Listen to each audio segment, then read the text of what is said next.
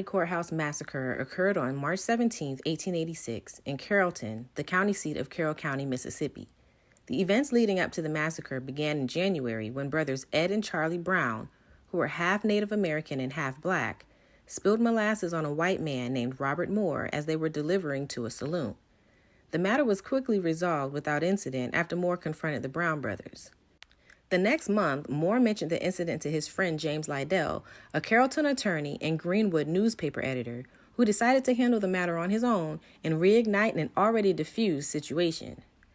On February 12, 1886, Liddell confronted the Brown brothers and accused them of intentionally spilling the molasses on Moore.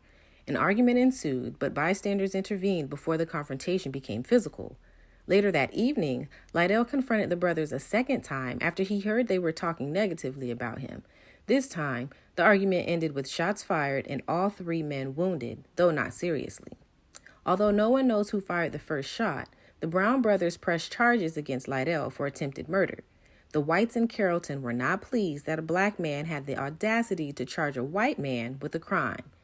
On March 17, 1886, the day of the trial, over 50 armed white men stormed the courtroom and opened fire on the Brown brothers and the other blacks in attendance.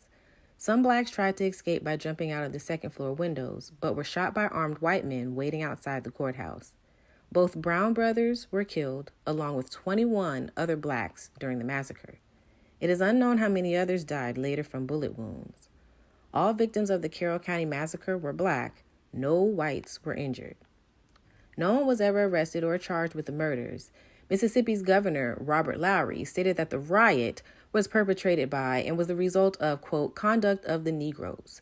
People across the United States expressed outrage and demanded an investigation once they read the newspaper reports about the atrocity. However, local or state authorities never conducted an investigation. President Grover Cleveland also denied a request for federal action from former U.S. Senator Blanche K. Bruce. Besides newspaper reports, there were few written accounts of the massacre. But like I always say, if you didn't know, now you know.